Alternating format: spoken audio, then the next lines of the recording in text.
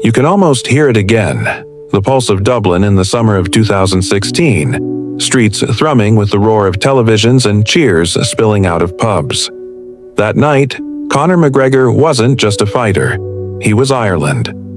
You remember how the city lights glowed against the rain-soaked pavement, how every bar stool and sofa felt like ringside at Madison Square Garden. This was before the lawsuits, before the courtrooms, before the whispers.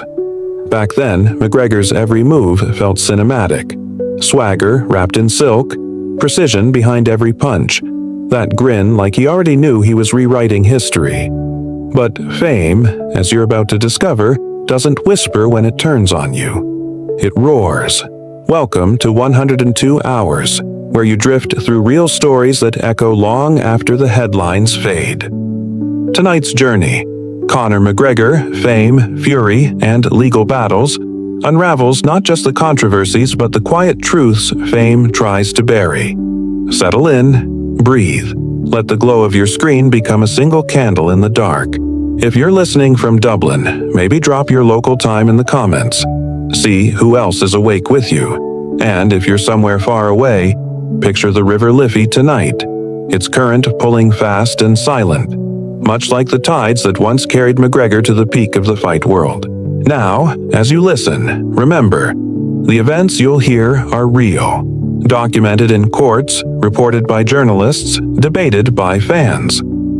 Some allegations remain unproven in criminal law, others have been confirmed through civil verdicts. The distinction matters. Because in this story, guilt and innocence live in the gray spaces between cheering crowds and silent courtrooms. It's strange to think that the same man who once stood in the octagon with nothing but gloves and bravado would later stand in front of a high court judge, stripped of that armor, fighting for his name instead of a title. You can trace the line back to nights like this, the ones that made him a hero, a millionaire, a national symbol, a working-class kid from Crumlin who turned rage into rhythm. He fought like every punch was rent due. He talked like no one else had ever believed in themselves quite that loudly. And the world, hungry for spectacle, rewarded him for it. In those years, McGregor was untouchable. Two-weight UFC champion, whiskey mogul, Forbes list regular, Dublin's favorite son. But success, especially in combat sports, has an appetite. It consumes sleep, humility, and sometimes perspective. Friends say he began to live inside the persona. The Notorious was not a nickname anymore. It was a skin.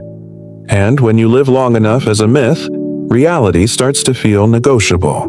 Investigators still question whether the seeds of his downfall were sown in that same hunger, the need to stay relevant, to stay feared. What happens when the fight ends but the fury doesn't? It's not as if the warning signs weren't there. The nightclub altercations, the infamous 2019 pub punch, where McGregor struck an older man for refusing a glass of proper number 12 whiskey. He apologized, paid the fine, moved on, but each headline added a crack to the marble. Fans brushed it off. That's Conor being Conor. To them, he was chaos wrapped in charisma. To the courts, he was becoming a repeat visitor. And yet, through it all, the cameras kept rolling. McGregor turned even his lowest moments into brand material, posting polished apologies, motivational sound bites, flashes of his gym grind. Fame forgives faster than justice, and maybe that's why the fall hit so hard when it came. Because one December night in 2018, long after the chants of "Ol, ol, ol" had faded from Dublin's streets, a different kind of story began to circulate. It wasn't about a knockout. It wasn't about a comeback.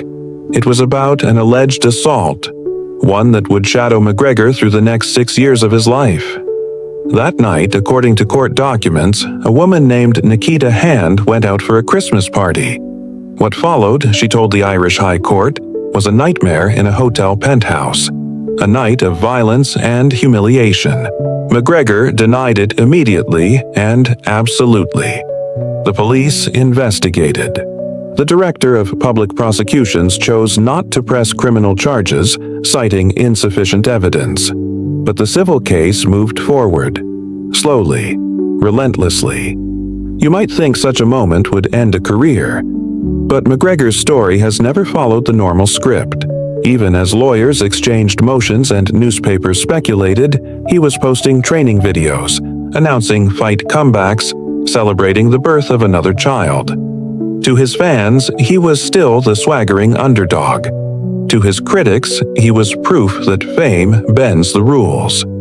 There's a peculiar tension in watching a star like this fall in slow motion. You remember his face on billboards, jawline sharp enough to cut glass, stare daring the world to challenge him, and then you see that same face projected on a courtroom sketch, tired, guarded, human. Dublin's golden boy, reduced to just another defendant number in the system he once seemed larger than. The irony isn't lost on anyone.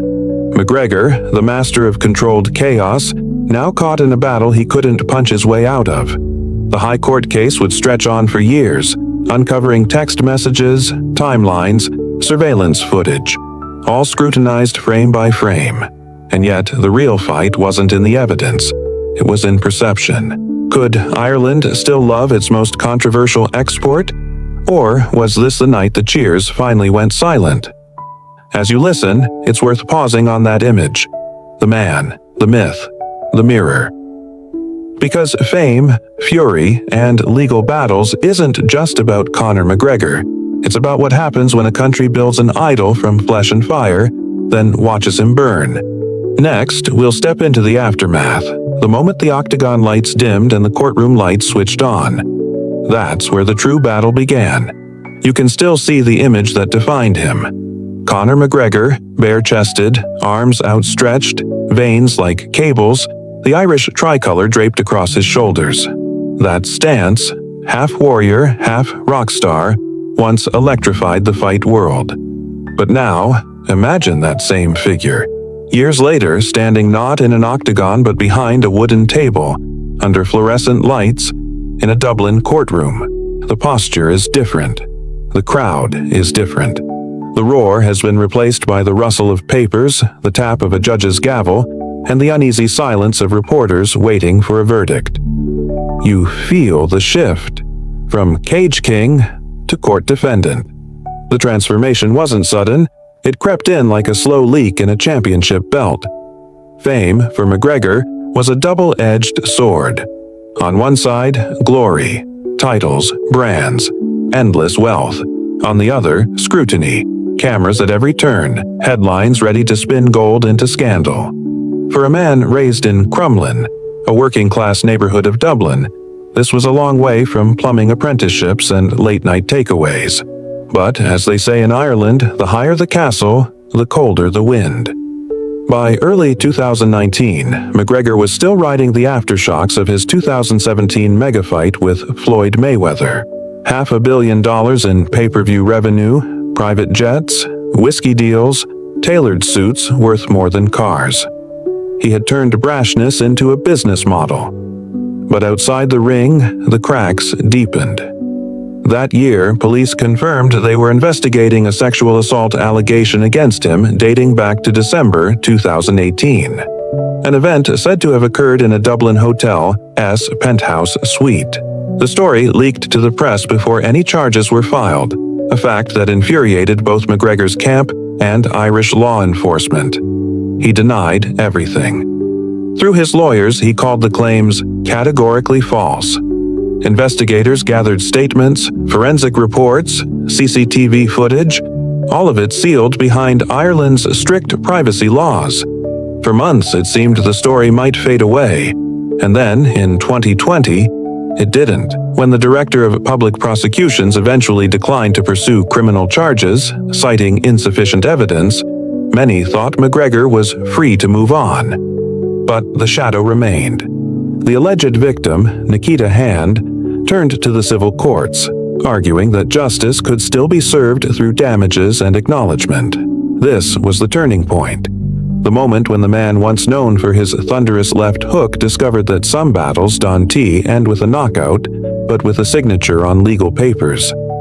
Investigators still question whether McGregor underestimated the civil process. perhaps assuming it would dissolve like so many past controversies. But this case had momentum. It wasn't about tabloids now, it was about testimony, sworn under oath, dissected by barristers before a jury of Irish citizens. And as the case gained traction, more old incidents began resurfacing in the media. The 2019 pub punch, the 2018 phone-smashing arrest in Miami, the 2021 alleged assault on an Italian DJ, later dropped. None of these were directly tied to the Dublin allegation, but together they built a portrait, one of volatility, of fame unmoored. McGregor's public image began to tilt. The confident grin became a tight-lipped stare. His social media posts, once brimming with victory chants, grew defensive, cryptic, even philosophical at times. "You can't break steel," he wrote once, though to many it sounded like a man trying to convince himself. Still, even in turmoil, McGregor was never far from a spotlight. In 2021, he broke his leg in a fight against Dustin Poirier, a brutal injury replayed millions of times online. The crowd gasped, medics rushed in, and McGregor, lying on the mat, shouted threats and boasts through the pain. For a moment it felt symbolic, the body giving out just as the myth began to collapse. And yet, there was resilience in him too. He trained again, filmed commercials, expanded his whiskey empire. A lesser man might have vanished into exile, but McGregor seemed addicted to visibility. Every photo op, every headline, even the negative ones, kept his name alive. Fame, after all, doesn't vanish, it mutates. But the courtroom has its own rhythm, slower and less forgiving than the octagon. While McGregor's life moved at celebrity speed, the legal process in Ireland crawled forward. Pre-trial motions, witness lists, psychological reports. Each delay felt like a drip of acid on reputation. Every news cycle revived the same question. Was the king of combat sports becoming his own worst opponent? By 2023, the case was fully public. McGregor appeared in court, tailored suit replacing fight shorts, legal team flanking him. Reporters filled the benches, whispering over every gesture. Outside, a small crowd gathered, some fans still loyal, others skeptical, some simply curious. Dublin has a long memory for heroes. It also has a sharp sense for justice. One tabloid ran a headline that read, "From Octagon to Obsession, the man who couldn't step out of the ring." It wasn't entirely wrong. Even McGregor's critics admitted that his defiance, his refusal to retreat from fame, was part of what made him magnetic. But in the courtroom, charisma counts for little. What matters are facts, credibility, and the weight of evidence. The civil trial became its own kind of performance. Lawyers cross-examining, witnesses trembling, the air thick with tension. McGregor's defense painted him as a target of wealth and notoriety. The plaintiff's side argued power imbalance and trauma. The Irish public watched, half fascinated, half uneasy. It was no longer about who threw the better punch. It was about who told the more convincing truth. Some nights, Dublin felt split in two. Those who still saw McGregor as a national icon, and those who saw a cautionary tale. The same streets that once celebrated his victories now hosted protesters demanding accountability. Fame, it turned out, had given him the biggest audience of his life, at precisely the wrong moment. You start to realize that this isn't just a story about a fighter on trial. It's about Ireland itself, the pride of a small nation projected onto one man, and the heartbreak when that image begins to crack. Because when McGregor entered that courtroom, he didn't just carry his own reputation. He carried the dreams of every person who once saw him as proof that the underdog could conquer the world. As you exhale, the weight of that realization lingers. The cage door may have opened years ago, but in many ways, McGregor never left it. Next, you'll step behind the sealed doors of that Dublin hotel in 2018, the place where the legal storm first began. It starts quietly, the way so many turning points do. A December night in Dublin, 2018. Cold air clings to the Liffey. The Christmas lights shimmer across the river, soft gold and red, while the city hums with its usual cocktail of laughter, taxis, and pub chatter.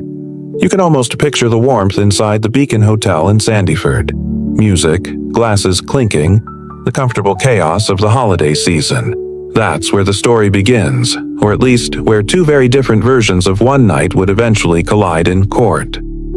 According to later testimony, Nikita Hand, a young woman attending a work Christmas party nearby, ended up in a hotel penthouse suite where Conor McGregor was also staying. She told the court she was invited by a mutual acquaintance.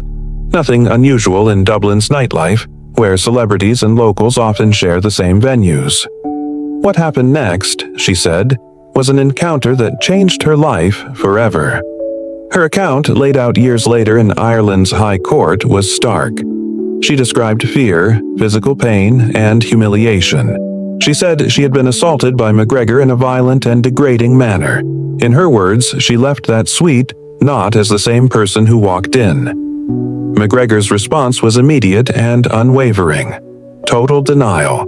He insisted the encounter never took place as described, that the accusations were false and malicious. Through his lawyers, he portrayed himself as the victim of exploitation, an easy target for opportunists chasing fame and money. "I am innocent," he repeated in interviews. "This is not who I am." You hear those words, and maybe part of you wants to believe them. After all, this was a man whose life had been defined by willpower and public scrutiny, yet another part of you wonders, how can two people inhabit the same night and remember it so differently? Investigators still question whether the truth was ever fully recoverable. Evidence, they note, was partial. Surveillance footage from the hotel was incomplete. Witness statements contradicted one another. And because Ireland enforces strict privacy laws in sexual assault cases, much of what happened in those early months never reached the public. Behind the scenes, detectives from the Garda E.S. Protective Services Bureau handled the investigation with the kind of caution that comes only when the suspect is a national icon. They interviewed hotel staff, examined physical evidence, and forwarded their findings to the Director of Public Prosecutions. In 2020, that office announced that no criminal charges would be brought due to insufficient evidence to support a reasonable prospect of conviction. It might have ended there, another rumor swallowed by the endless churn of celebrity news. But Hand refused to let it vanish. Through her legal team, she filed a civil claim in Ireland's High Court in 2021, seeking damages for assault and emotional distress. Unlike a criminal trial, a civil case required only that the jury believe her version of events was more likely than not true. The difference between beyond reasonable doubt and on the balance of probabilities, a few words that separate acquittal from accountability. The courtroom became a theater of contradictions. McGregor's lawyers argued the claim was built on invention and exaggeration, insisting their client had cooperated fully with police, undergone voluntary interviews, and faced years of character assassination. Hand's legal team countered that the power imbalance was immense. One woman versus one of the world's most famous athletes, backed by a global brand. During testimony, details emerged that were at once mundane and haunting. A taxi ride, a phone call, the sound of a hotel door closing, the kind of fragments investigators cling to, trying to rebuild a night from memory's broken glass. Outside the courthouse, supporters gathered. Some held signs defending McGregor, others offered solidarity to Hand. The atmosphere felt less like a legal proceeding and more like a referendum on celebrity culture itself. Dublin's tabloids swarmed, each headline louder than the last.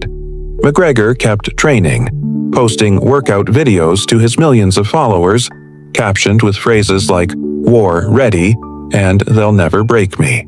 It was defiance wrapped in digital armor. Inside the court, though, the tone was entirely different. There were no bright lights, no championship belts, just questions, precise, relentless, surgical. Hand's lawyers pressed for answers about timelines, texts, and travel logs. McGregor's team fought back, citing inconsistencies, suggesting financial motives. The tension was thick enough to silence even the reporters who'd grown used to scandal. And through it all, one truth remained. There were no cameras in that room in 2018. No witnesses with absolute clarity. Only two stories, both deeply personal, each claiming ownership of the same memory. For Ireland, the case struck a nerve. This wasn't just about McGregor. It was about fame and accountability, about whether the justice system could treat a superstar like anyone else. Every update became front-page news. Talk radio debated it daily. Social media fractured into camps: the believers, the skeptics, the weary in between. There was one odd, almost cinematic detail buried in the testimony. A broken phone charger found near the bed, a minor object suddenly elevated to potential evidence. For weeks, online forums obsessed over it. Was it connected or just coincidence? No one ever proved its significance, but it became a symbol of the case itself. Fragments of fact orbiting a gravity of uncertainty. You imagine the weight of those years. The plaintiff waiting for justice, the defendant fighting for reputation, both caught in a system that moves slower than healing ever can.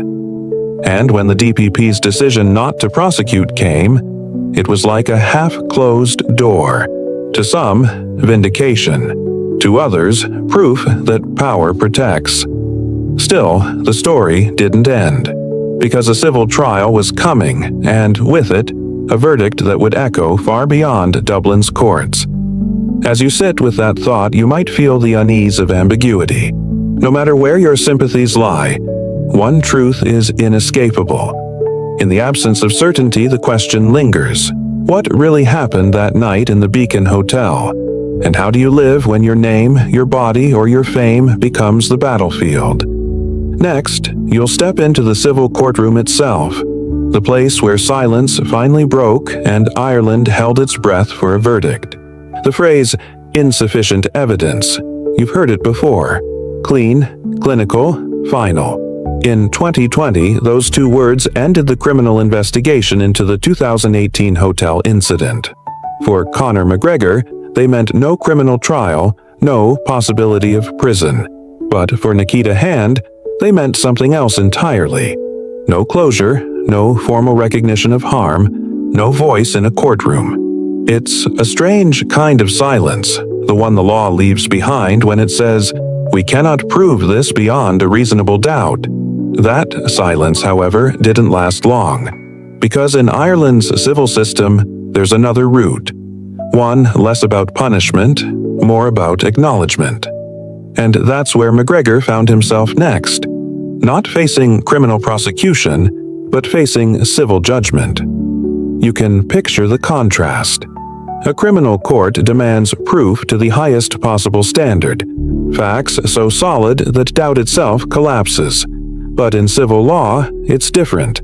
There, the scale tips if something seems more likely than not. 51% certainty. A whisper heavier than disbelief. That's where the two would meet again. In a Dublin courtroom, this time in 2024, under the pale glow of fluorescent lights instead of arena spotlights. By the time the civil case opened, McGregor's fame had shifted. He was no longer just the notorious.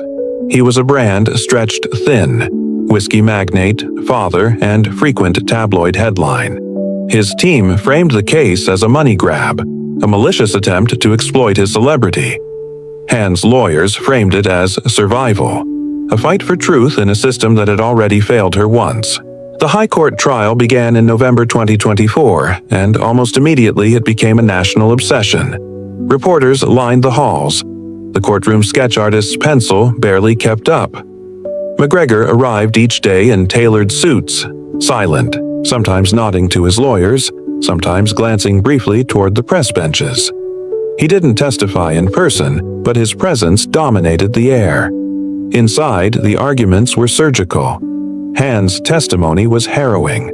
She spoke of trauma, panic, and how her life unraveled after the alleged assault.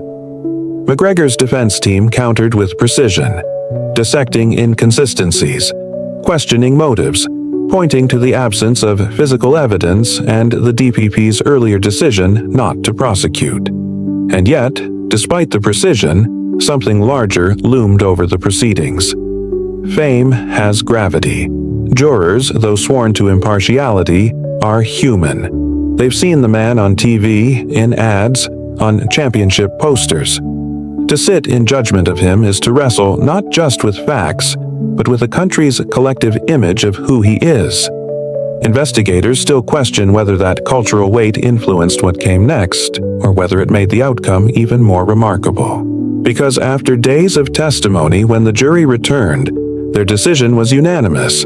Conor McGregor was civilly liable for sexual assault and battery. Ireland gasped. The words carried no criminal punishment, no jail, no probation, but their power was enormous. In civil terms, liable means the jury believed Hand's version of events over McGregor's. It's a moral judgment, if not a criminal one. The damages, $248,603, plus legal costs that would later balloon to nearly $1.5 million. For Hand, the verdict was vindication. For McGregor, it was humiliation. And for Ireland, it was unprecedented. A global sports icon, once celebrated as the embodiment of Irish grit, had just been found responsible, if only civilly, for one of society's most stigmatized crimes. Outside the courthouse, the reactions were polar opposites. Supporters of Hand cried, hugged, whispered, finally. McGregor's fans called it a witch hunt, a media circus. Social feeds filled with hashtags. EU Justice for Nikita on one side, Yeater stand with Conor on the other. The divide was sharp enough to split dinner tables. McGregor's team immediately filed an appeal. They argued procedural errors, improper jury instructions, and new evidence they claimed could change the outcome. His lawyer, Michael J. O'Higgins, told reporters that the verdict defied logic and fairness. McGregor himself remained mostly silent, issuing a short statement online. "I maintain my innocence. The truth will prevail." The tone was restrained, almost weary. For once, there was no bluster.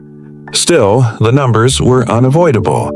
The civil judgment cost him far more than money. It cost him reputation, sponsorships, and the veneer of invincibility that had once made him untouchable. There was one peculiar detail that captured the media's imagination. After the verdict, McGregor was spotted at a Dublin restaurant that same evening, dining with family. To some, it was defiance. To others, denial. But to those who'd followed him for years, it was just McGregor being McGregor, never retreating, even in loss. The case also sparked a broader discussion across Ireland about the gap between criminal and civil justice. How can someone be declared innocent by one standard yet liable by another? Legal scholars flooded radio shows explaining the difference. One system punishes, the other compensates. Both, they said, can reveal truth in different ways.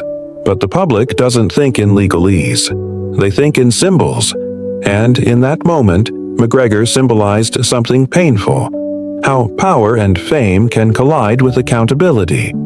It's important to remember here: no criminal conviction exists against Conor McGregor for sexual assault.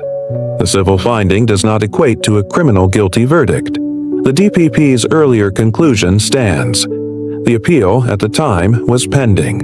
Facts and allegations must be held separately, carefully. Still, in the cultural imagination, the line blurred. Headlines spoke of guilt when they meant liability. Pundits debated morality over law, and for the first time, McGregor's public defiance seemed subdued. His Instagram feed went quiet for days. A small silence, but telling. Ireland's fascination with the case wasn't just about celebrity scandal. It was about something deeper: the fallibility of heroes. The same hands that once held championship belts now signed settlement papers. The same mouth that once promised dominance now whispered through lawyers' statements. Fame had flipped. And yet, the story didn't end with the verdict. Appeals, motions, and new allegations in other jurisdictions were waiting on the horizon. McGregor wasn't finished fighting. He never was. As the gavel fell in Dublin, another storm was already forming across the Atlantic in the heat of Miami, where another woman would soon come forward with her own story of a night gone wrong. But before that, McGregor's Irish appeal would test not only his legal team but also the resilience of a man still clinging to the identity that once made him untouchable. Next, you'll step into that appeal. The last stand in Ireland's courts, where the Cage King tried once more to rewrite the ending. You can almost hear the echo inside the four courts of Dublin, that old marble labyrinth where justice feels both heavy and patient.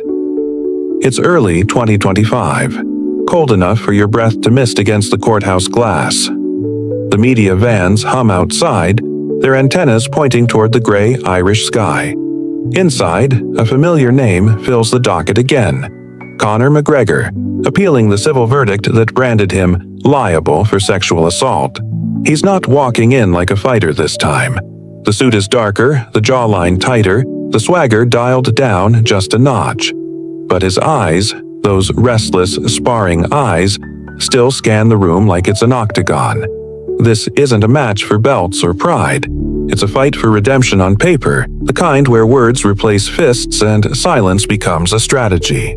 From the bench, Justice Mary Irvine presides with calm precision. Her gaze doesn't linger on fame. It lingers on procedure. McGregor's legal team rises, led by senior counsel Michael J. O'Higgins. His voice is clipped, deliberate, almost theatrical. The argument that the civil jury had been contaminated. Not by evidence, but by the noise of celebrity. He paints a picture of a trial overwhelmed by fame's gravitational pull. How, he asks the panel, can a jury of ordinary citizens fairly judge a man whose image is everywhere?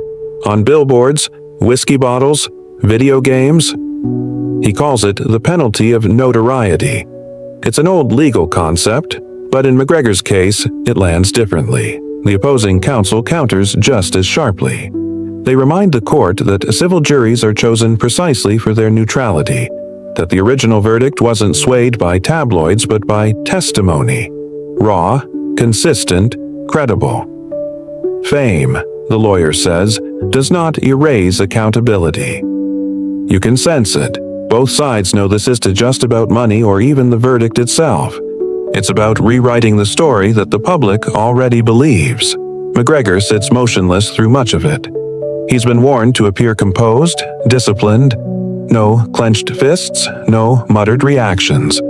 But every now and then, his thumb taps the table. That old rhythm of nervous energy.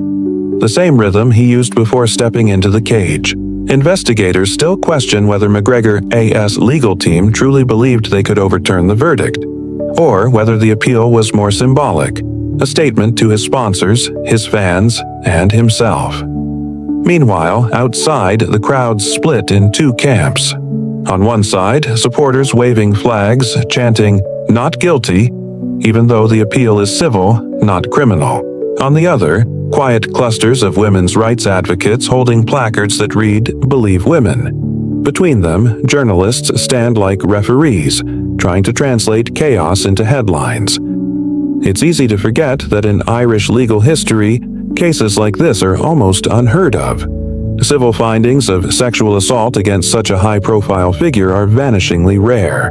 Even rarer are successful appeals. Statistically, McGregor's odds are slim.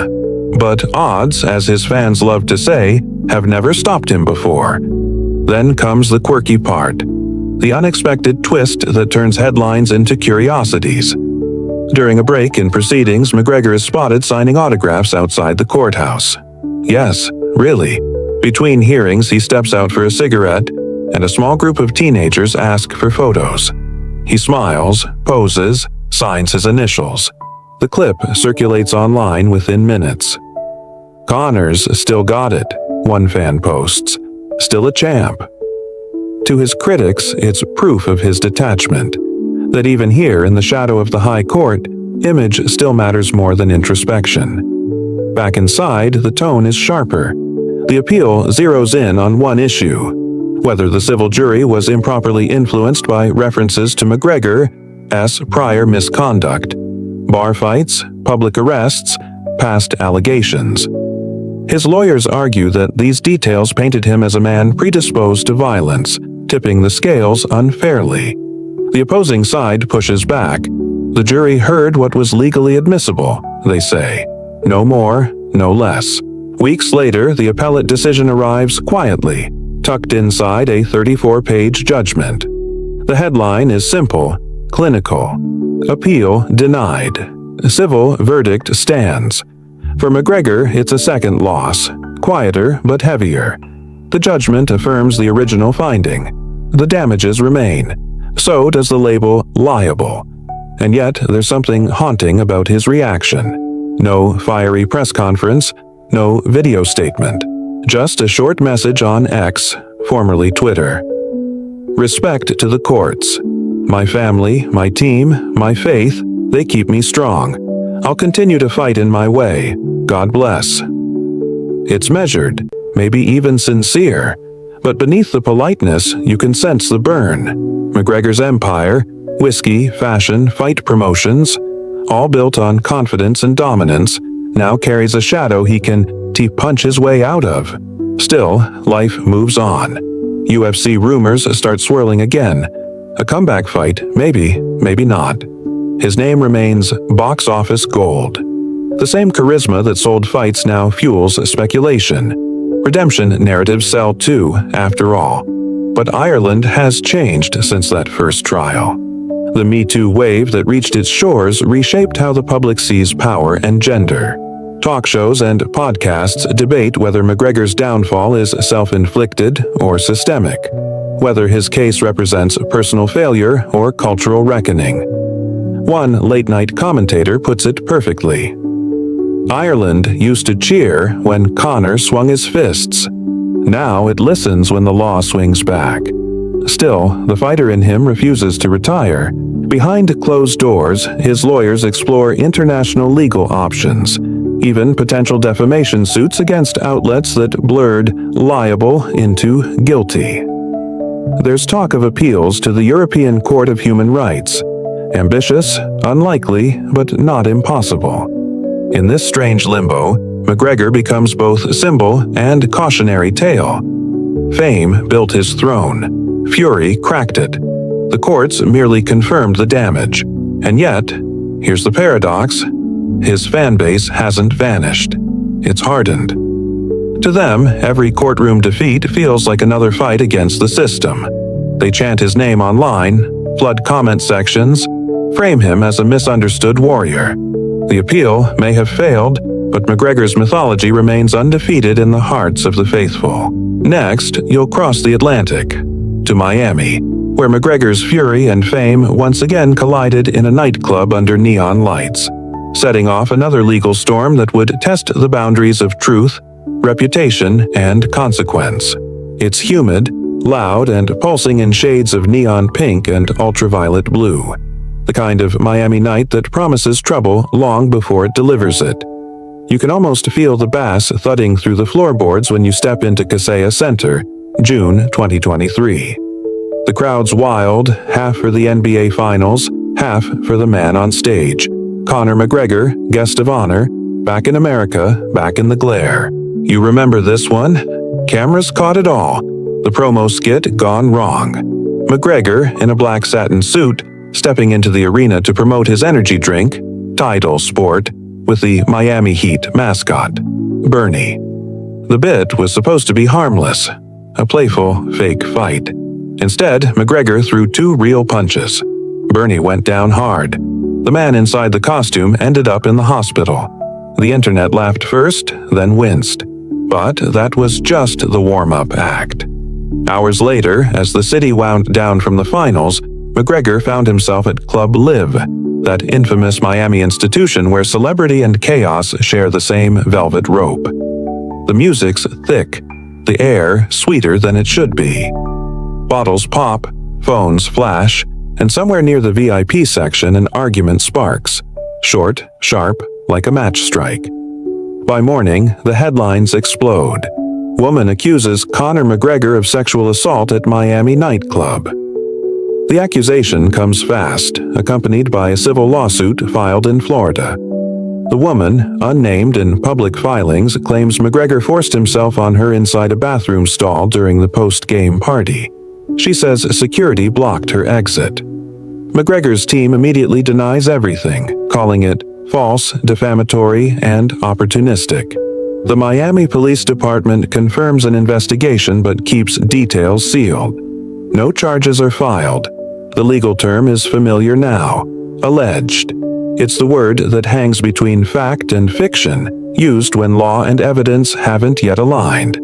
McGregor's attorney issues a statement within hours. Mr. McGregor was not involved in any wrongdoing. Surveillance footage and witness testimony will prove his innocence. The PR machine kicks in hard, faster than most can blink. Still, investigators keep digging. Subpoenas go out for nightclub security footage, cell phone data, and witness interviews.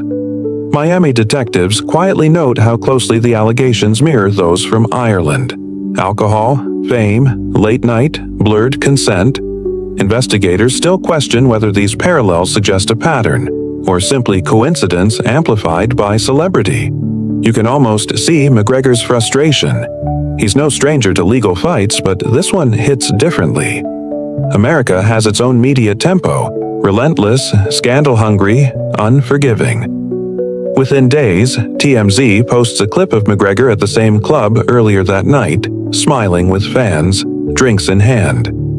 The footage doesn't prove anything, it just feeds the algorithm. The quirky detail, because every chapter in McGregor's saga seems to have one, comes from the mascot incident.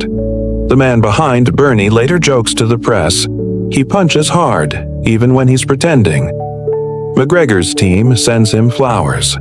The image of the bouquet circulates online, captioned, "Apologies from the Notorious." A meme is born, "Deshin sorry Bernie," but the meme can't drown out the accusation. Within weeks, the civil complaint becomes public. The plaintiff's attorneys describe physical trauma and emotional distress. McGregor's lawyers counter with filings demanding dismissal, calling it a baseless attempt at extortion. Then comes the oddest twist. Just as the case begins to pick up steam, it quietly disappears. Court records show the lawsuit was voluntarily withdrawn, with no settlement publicly disclosed. In legal terms, that's an ending without resolution. No trial, no vindication, no closure. Miami police later confirmed they're not pursuing criminal charges due to insufficient evidence. It's that phrase again, the legal fog that erases everything but uncertainty. For McGregor, the withdrawal is a relief, but not a victory. The story still lives online, preserved in headlines, tweets, podcasts, YouTube breakdowns. Fame, once his armor, now acts like glue.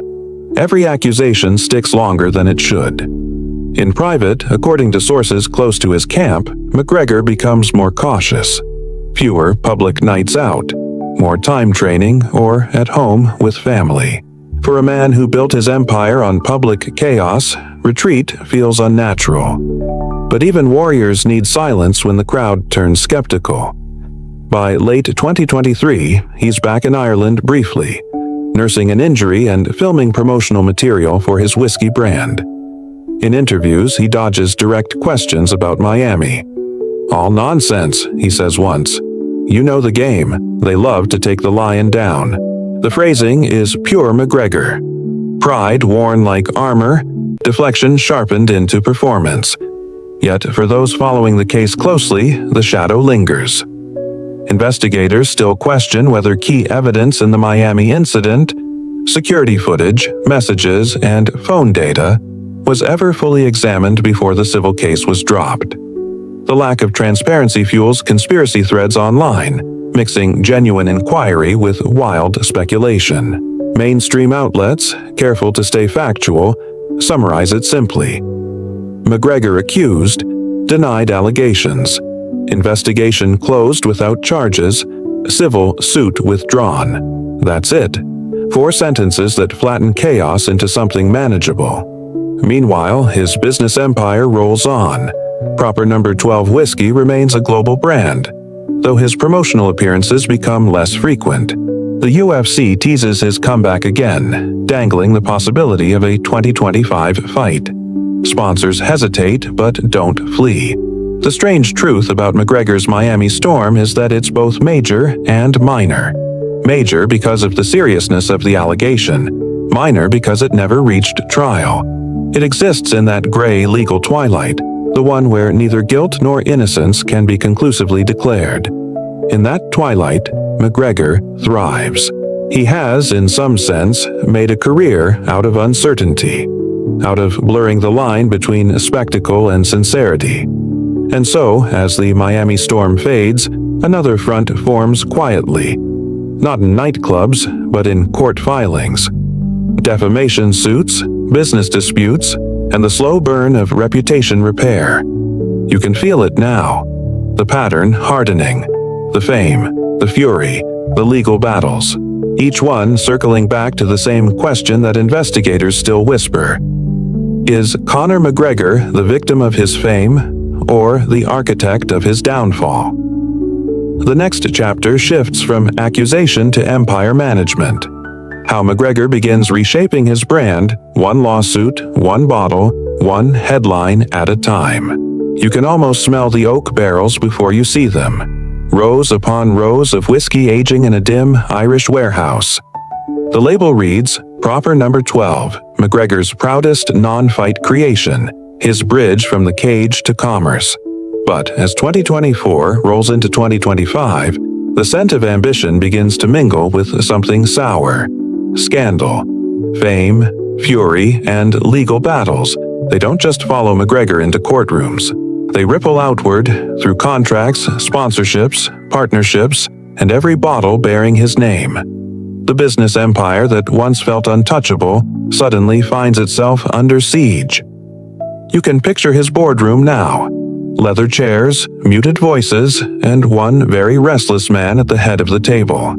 McGregor's legal troubles have become more than tabloid fodder. They've become a liability line item. His team knows it. His partners know it. And so, damage control begins. Meticulously, expensively, urgently. The first wave comes quietly. Crumlin Distillery Holdings, the corporate entity behind Proper Number 12, begins a rebranding campaign emphasizing Irish craftsmanship over celebrity. The new marketing copy subtly fades McGregor's face from the forefront. The whiskey speaks for itself, the ad reads. It's a soft pivot, but an unmistakable one. Publicists advise silence. No more fiery responses, no more impulsive social media posts. For a man who's built a career on provocation, this restraint feels unnatural. But the stakes are different now. Every tweet can move markets. Behind the scenes, McGregor meets with crisis consultants from London and New York.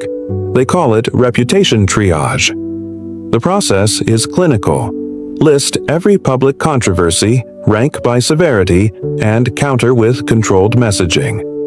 One consultant later leaks to the press that McGregor was shockingly hands-on. Apparently, he wanted to approve every line of every press release. Yet, even within his inner circle, there's dissent. Some urge contrition, a televised apology tour, a sit-down interview where he faces the accusations with sincerity. Others argue for defiance. The McGregor brand has always thrived on swagger, not sorrow. The debate fractures his camp with some longtime associates quietly stepping away. Then comes the quirky bit. The kind of moment that shows McGregor's uncanny instinct for spectacle even in crisis. During a promotional shoot for his fitness app, he walks onto set wearing a t-shirt that reads, "Liable but unbroken." It's not clear whether it's irony, self-awareness, or pure provocation. The internet splits instantly. Some call it tone-deaf, others call it genius branding. Within 24 hours, knockoff shirts flood Etsy. The truth, of course, is more complex. McGregor's empire is still financially sturdy. The whiskey sells globally. His gym, McGregor Fast, continues to attract fighters. His social following remains massive. But perception is shifting. What used to feel like controlled chaos now feels like genuine volatility. Investors hate volatility. In Dublin, his PR team floats a documentary project, The Notorious Returns, pitched as a redemptive chronicle of a man rebuilding himself after personal and professional challenges. Netflix reportedly shows interest but hesitates when legal advisors raise defamation concerns. The pitch stalls. Meanwhile, his legal expenses pile up. Between Irish appeals, American defense fees, and defamation countersuits, the total approaches 7 figures. For most, ruinous. For McGregor, manageable, but not ignorable. Each bill reminds him that even legends bleed money. Investigators still question whether McGregor's pattern of reactive behavior, legal retaliation, sudden social posts, combative interviews, is strategic or impulsive. Is it a shield or is it habit? One former advisor puts it bluntly, Conor doesn't believe in losing narratives. He believes in flipping them. And flipping, he does. In mid-2024, he announces a new charity initiative, the McGregor Foundation for Mental Health and Youth Sport. The move draws cautious praise. The foundation donates to community gyms, sponsors boxing programs for at-risk youth, and partners with hospitals to fund rehabilitation services. Cynics call it image laundering. Supporters call it growth. The line between PR and sincerity, as always, stays blurry. One particular donation catches attention, a $100,000 contribution to a women's advocacy group in Dublin. When asked whether the gesture relates to his legal history, McGregor replies, "I believe in second chances. For everyone, including myself." The quote circulates widely. For the first time in months, the tone of his headline softens. But fame never stays quiet for long. Late that same year, McGregor's name surfaces again, not in a criminal complaint, but in a business lawsuit. A former sponsor accuses him of breach of contract after his reputation risks allegedly tanked a joint brand deal. The case, still pending, adds another line to his already long legal resume. You start to see the pattern solidify. Courtroom, brand room, media room, all arenas, all battles. The gloves just look different. There's a kind of tragic rhythm to it, really. McGregor, the master of psychological warfare, now finds himself fighting invisible opponents. Perception, timing, algorithms. No referee to raise a hand at the end. Just the constant hum of online discourse deciding who wins each round. And yet, through it all, he keeps training. His gym posts clips of him sparring, sweating, shouting encouragement to young fighters. It's almost cinematic. The fallen champion preparing for something, though no one knows exactly what. A comeback fight? A public redemption arc? A full retreat into business? What's certain is that the empire, though dented, still stands. Not untouchable anymore, but uncollapsed. McGregor's fury has evolved into a different kind of endurance, the slow grind of surviving scandal without surrendering identity. The next chapter brings that tension into sharper focus. The global media machine that both built and devoured him, and how McGregor's story became a mirror for how fame itself now functions. Fast, unforgiving, and never fully under control. You can almost hear the click of notifications across the world. Every phone, tablet, and laptop buzzing with McGregor headlines. It's 2025, and the pattern is unmistakable. Deny everything. Fight everything. This is the mantra that has guided Conor McGregor not in the octagon, but across boardrooms, courtrooms, and social media. Fame, fury, and litigation have blurred together, and McGregor has become an expert at controlling narrative, or at least trying to. The moment you open X, formerly Twitter, the strategy is obvious. Carefully worded posts, short sentences, the occasional cryptic image or motivational clip.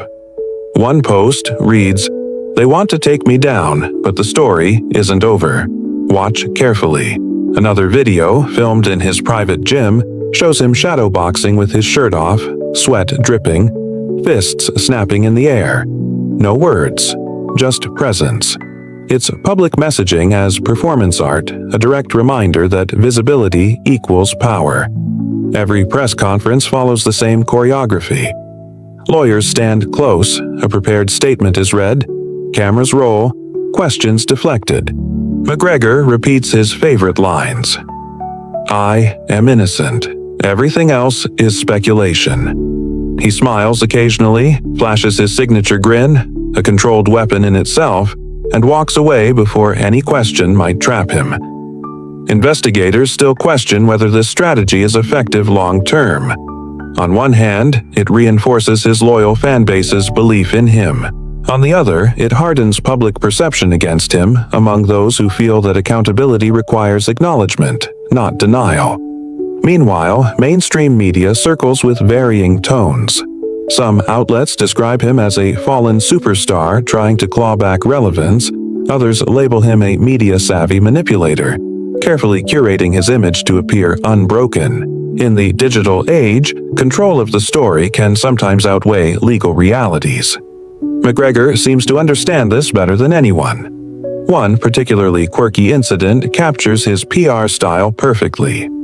After a journalist tweeted a satirical article comparing his multiple legal cases to an MMA tournament bracket, McGregor reposted it with a simple caption, "All fights count. Keep score." The meme exploded, turning mockery into engagement and giving him indirect control over the narrative. An almost playful defiance. Yet behind the bravado, legal realities linger. Every public statement is vetted. Every tweet cross-checked with lawyers. Misstep could be leveraged in ongoing appeals or civil proceedings. It's a high-stakes chess game played in public, with the entire world watching and commenting. His brand team works in tandem with legal counsel to craft statements, image posts, and interviews.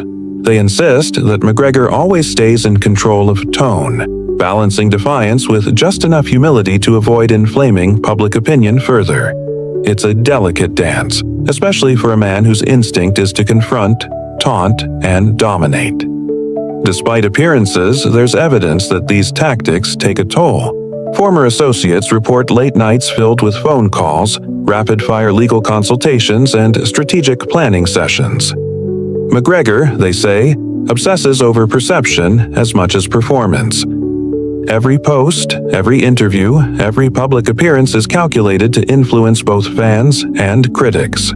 You can see the pattern. Every allegation is met with denial. Every critique is reframed. Every legal defeat becomes a story of resilience. Even civil liability, which once seemed like a potential career-ending event, is reframed as a temporary setback. To McGregor, narrative is just another arena, one where victory is measured not in punches, but in perception. But not everyone is convinced. Analysts point out that repeated denials, especially when coupled with multiple allegations, may erode credibility over time. They note the cognitive dissonance for casual fans. The man who inspires strength in the octagon now projects unbroken confidence in the court of public opinion, even while legal cases pile up. Still, McGregor continues.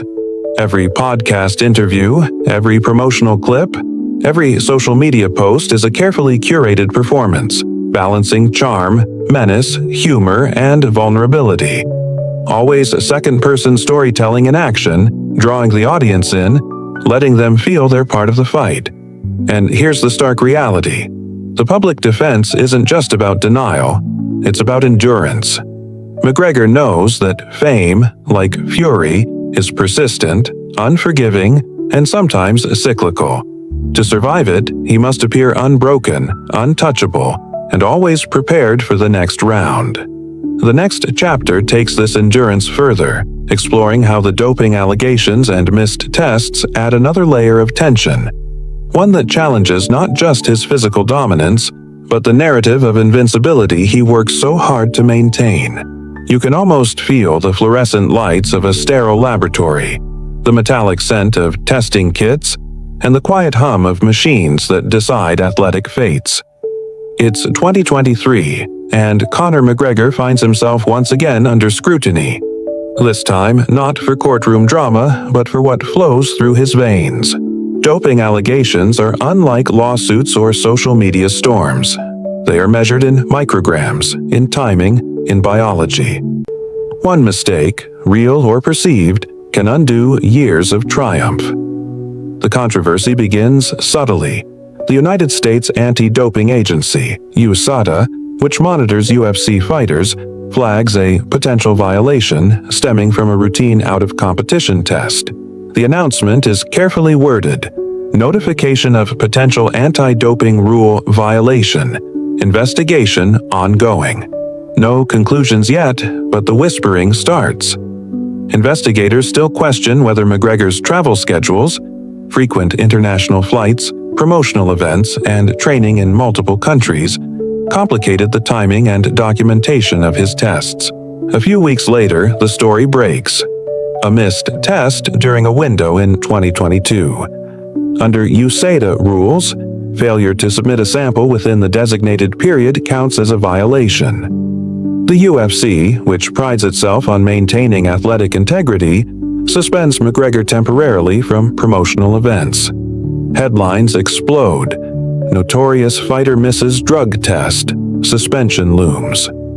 For fans, it's a shock. For McGregor, it's a new opponent to fight. You see him now on Instagram posting videos of shadowboxing, spinning, and bag work. Each clip captioned with slogans like "Focused, Unstoppable." The images reinforce a familiar narrative: strength, resilience, and the myth of unbreakability. It's clever PR, a soft counterpunch to the legal and regulatory blows he's taking. Meanwhile, the anti-doping process is meticulous. Blood samples are reviewed multiple times, documentation verified, travel logs cross-checked. McGregor's team hires specialists in sports law and anti-doping regulations to contest the findings. Arguments hinge on technicalities: the timing of notifications, the exact method of collection, even the travel distances between testing locations. Every detail matters. Investigators still question whether high-profile athletes receive preferential treatment. USADA insists that protocols are standardized. Critics argue that fame inevitably complicates enforcement. McGregor, meanwhile, straddles both worlds: a man of record-breaking attention and an athlete bound by global regulations. The media coverage turns almost performative. Sports commentators dissect every frame of McGregor's Instagram posts, speculating whether his physique reflects natural ability or chemical enhancement. Late-night talk shows lampoon him, sometimes gently, sometimes sharply. And yet, no conclusive evidence ever emerges to suggest deliberate doping. Quirky details pepper the reporting. One commentator notes that McGregor's protein shakes during the controversy were carefully labeled on camera, almost like subtle proof of compliance. Fans meme it instantly. Or Notorious Shakes, a humorous counterpoint to tension, showing how internet culture intersects with real-world allegations. Finally, after months of testing and documentation review, USADA concludes its investigation. No anti-doping violation is confirmed. McGregor's name is cleared, at least officially, though the shadow of suspicion lingers in public imagination. For the fighter, the experience is both frustrating and instructive. Fame ensures scrutiny will always follow, regardless of outcome.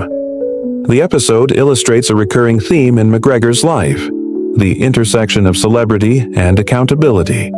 Whether in courtrooms, nightclubs, or doping labs, he faces an audience whose judgment often moves faster than law or science. Even as the suspension lifts, McGregor's behavior reflects learned caution. Public appearances are scheduled strategically. Gym sessions are filmed selectively. Interviews are meticulously scripted. He has become an expert in the art of anticipation, predicting where criticism will hit and preemptively shaping perception. Still, patterns emerge. Every scrutiny, whether legal, social, or regulatory, fuels another layer of the narrative surrounding McGregor, the man who thrives on attention, who courts controversy, and who repeatedly tests the boundaries between fame and consequence. The next chapter will bring you back into Ireland, where McGregor's civil appeals, media battles, and strategic maneuvers converge into a broader story of fame's cost, exploring not just legal outcomes but psychological and social impacts. Ireland feels smaller now, almost as if every corner of Dublin knows Conor McGregor's name intimately. From the quiet streets of Crumlin to the bustling quays along the Liffey, his saga has become part of the national consciousness. A story as much about celebrity as it is about accountability. You can hear it in the pubs, see it on social media feeds, and read it in every headline. Notorious or liable, McGregor's legal battles continue. Back home, McGregor faces a landscape shaped by a series of high-profile events. The 2018 hotel incident, civil judgment, subsequent appeals, Miami allegations, and anti-doping scrutiny. While the law has mostly ruled in technical ways, civil liability, insufficient criminal evidence, no confirmed doping violations, public perception has its own verdicts. Ireland, like many countries, watches fame collide with consequence and forms opinions in real time. Media coverage here is relentless. Every move McGregor makes, whether training in his Dublin gym, launching a whiskey label, or posting a cryptic Instagram story, is dissected. Investigators still question whether the intensity of Irish media coverage amplifies the public's moral judgment beyond what the courts formally decide. Some argue that coverage is fair, others that it's disproportionately critical due to his celebrity. The quirky details are everywhere. Journalists notice McGregor's signature handshake, his habitual gestures while listening, even the type of sunglasses he wears during court arrivals. Each trivial observation becomes fodder for analysis, framing him as either arrogant or self-aware. You get the sense that in Ireland, nothing about McGregor is trivial. Every behavior is a potential headline, every movement a statement. McGregor's team responds with calculated strategies. Carefully timed public appearances, curated social media posts, and selective interviews aim to reclaim narrative control. They highlight his charitable contributions, gym initiatives, and family life. Attempts to reshape the story from scandal-driven to multifaceted, presenting a man who is more than just headlines. But public opinion is fickle. While fans laud his resilience and entrepreneurial drive, critics remain steadfast. Some see him as a man who exploits fame to escape full accountability. Others view him as a cautionary tale, illustrating the perils of celebrity culture. Social media becomes a battlefield where sentiment is quantified in likes, retweets, and viral hashtags. A modern court of opinion where both sides argue endlessly. During this period, McGregor also engages in several media interviews, but they are careful performances rather than spontaneous conversations.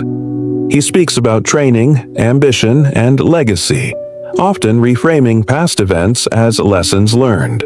The public, in turn, interprets every sentence through multiple lenses: defiance, humility, charm, or manipulation.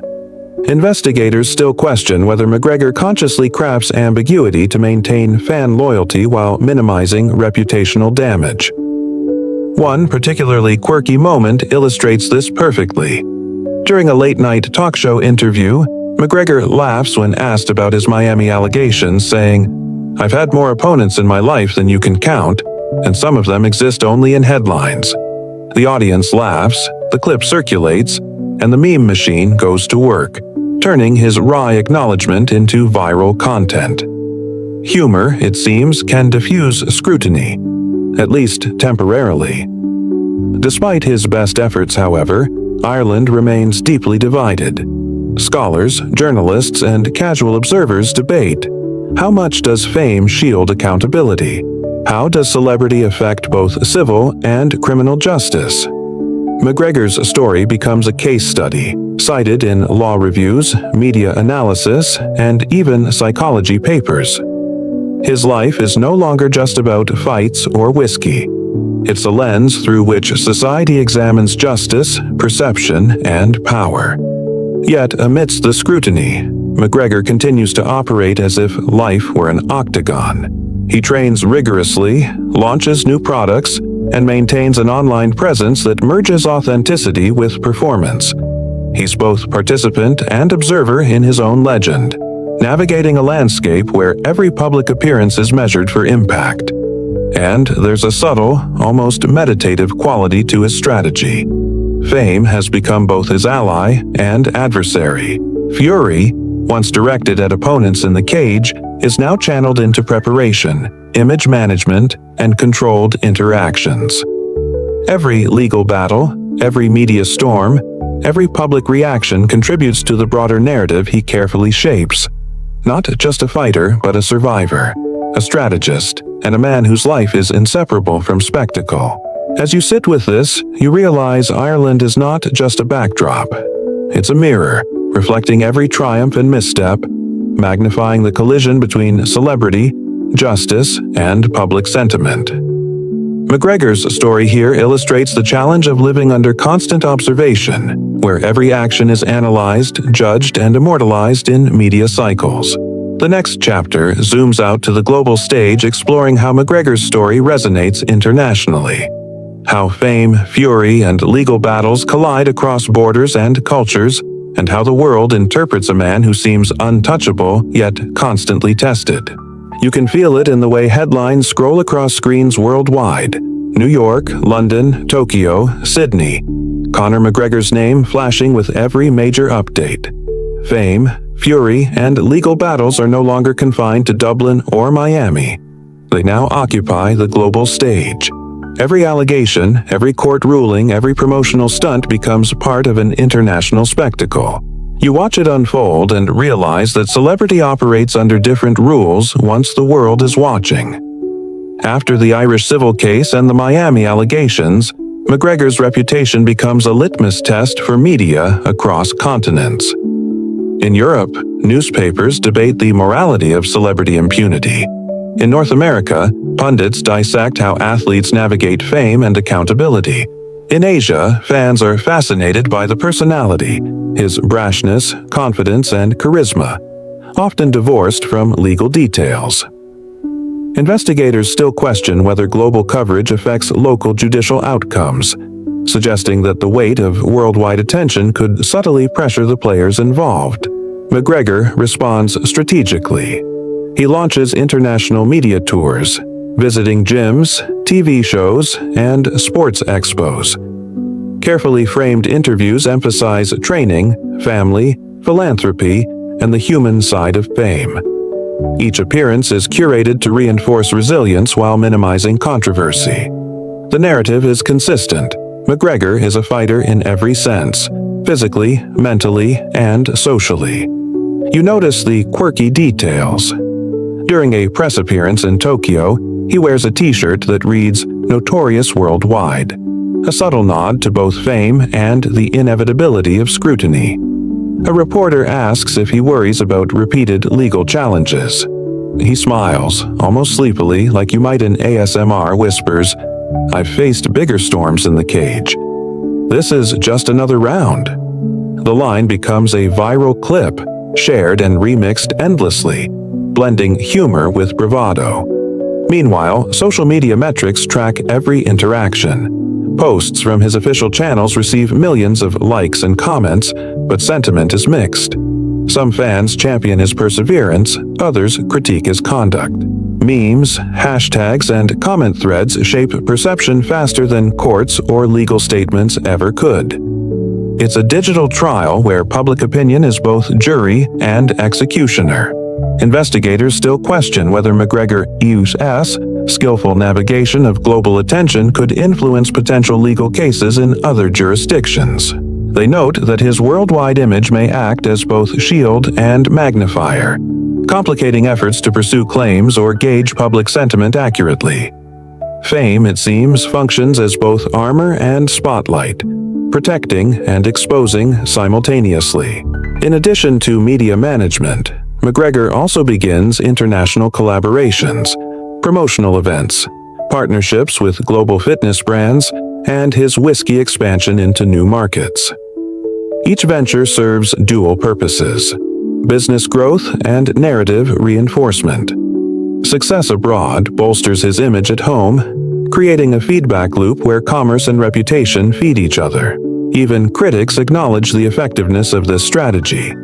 Analysts note that McGregor's global presence keeps him relevant, maintains fan loyalty, and allows him to dictate the pace of public discourse. Yet, the scrutiny never fades entirely. Every news cycle potentially resurrects past allegations, lawsuits, or controversies. He has learned to operate in this tension, a living balancing act between exposure and control. Quirky, almost cinematic anecdotes pepper this era. In London, a paparazzi photographer captures McGregor feeding pigeons outside a cafe in Soho. The juxtaposition of celebrity and mundane life sparks viral conversation. Even lions need peace. It humanizes him, creating a counter-narrative to allegations and courtroom headlines. And yet, there is an underlying gravity. Fame can sustain you, but it can also erode privacy, patience, and perspective. McGregor's global strategy demonstrates a rare mastery of public narrative, but it also highlights the fragility inherent in living life so visibly. Every move is analyzed, every silence questioned, every comeback scrutinized. By now, patterns are clear. McGregor leverages every resource, legal, social, financial, and psychological, to maintain both empire and identity. Fame amplifies fury. Fury drives attention, and attention necessitates constant vigilance. The global lens transforms every local incident into a universal story about power, celebrity, and accountability. The final chapter, which follows, will pull all these threads together, exploring not just McGregor's personal journey, but the broader lessons about fame, consequences, resilience, and the modern interplay of law and media. You feel it in the quiet moments, the ones that aren't captured on Instagram or broadcast in courtrooms, the pauses between punches, the breath after a grueling sparring session, the calm after a headline storm. Conor McGregor's story is as much about what happens off stage as inside the octagon, off camera as in viral clips, off podium as in courtrooms. Fame, fury, and legal battles have shaped him, defined him, and tested the boundaries of resilience. By 2025, the narrative is layered and complex. In Ireland, he is remembered for his athletic brilliance, entrepreneurial ambition, and legal controversies. Abroad, he embodies the archetype of the fearless celebrity, invincible, controversial, constantly under scrutiny. The civil finding in Dublin, the Miami allegations, the USADA investigation, each event serves as a test of both character and strategy, forcing him to navigate legal, social, and financial challenges simultaneously. Investigators still question whether the true battle was ever in the cage or always in the court of public opinion. You notice the quirky contradictions. McGregor, known for brash confidence, becomes meticulously careful in business, media appearances, and legal matters. His Instagram captions, often brief and cryptic, convey control, yet invite interpretation. He trains publicly, yet discreetly. He smiles, but rarely discusses allegations directly. Fans interpret, analysts theorize, and the media spins. Every gesture counts. Civil liability, legal appeals, and international scrutiny leave marks, but not all visible. The psychological toll is subtle but undeniable. Sleepless nights, constant planning, and the pressure to maintain a global persona that balances dominance with accountability. Fame can be a fortress, but it is also a cage, limiting freedom even while amplifying power. McGregor's strategic management of his empire continues to define this period. Whiskey sales expand, fitness programs attract international attention, and selective media appearances reinforce a narrative of resilience. Charity initiatives offer glimpses of redemption and social responsibility. Every business move doubles as narrative framing, demonstrating that in modern fame, perception is as valuable as performance. Yet the story is not just about McGregor. It's about the society that observes him, consumes every headline, memes every gesture, and judges every allegation. Ireland, the US, and global audiences alike have become participants in his saga, constantly weighing fame against accountability, charisma against consequences. The lessons are manifold. Legal systems distinguish between civil and criminal liability. Fame magnifies both mistakes and triumphs. Public narrative often outruns facts, and resilience is not measured merely in victories, but in the ability to endure scrutiny, adapt, and maintain identity amidst relentless pressure. McGregor's journey illustrates how modern celebrity functions at the intersection of law, media, and culture. He is a case study in endurance, reputation management, and the blurred lines between public and private life. Fame amplifies every misstep. Fury fuels attention, and legal battles leave traces that echo long after the gavel falls. Ultimately, you are left with a complicated figure, a fighter who has conquered physical opponents but faces perpetual challenges from perception, scrutiny, and societal judgment. His story is unfinished, ongoing, and reflective, a mirror of fame's potential, its peril, and the enduring human drama at the heart of celebrity. As you step back, you see the pattern: victory and accountability, strength and vulnerability, chaos and control, all intertwined in a life lived fully in the public eye. Fame, fury, and legal battles define the arc, but the human dimension, resilience, strategy, and adaptation defines the legacy. Now, as you let the story settle, take a deep, slow breath. Imagine the quiet corners of Dublin, the hum of Miami nights, the polished halls of courtrooms where whispers carry weight, and the dim glow of gyms where focus beats as rhythmically as a fighter's heart. Conor McGregor's life, full of triumph and turbulence, reminds you that fame is a double-edged sword. It can elevate and sustain, but it also magnifies every mistake, every allegation, and every moment of fury. You notice the subtle lessons hidden between headlines and viral clips. Resilience isn't just about fighting in the octagon. It's about navigating scrutiny, maintaining identity, and making calculated choices in a world where perception often outpaces reality. Fury, once a physical force, becomes a strategic one, channeled into legal defense, business acumen, and public narrative. And consequence, whether legal, social, or personal, exists whether or not the public sees it fully. Even amidst controversy, you see efforts at redemption, charitable initiatives, business ventures, and discipline training, illustrating that complexity lives in every human story.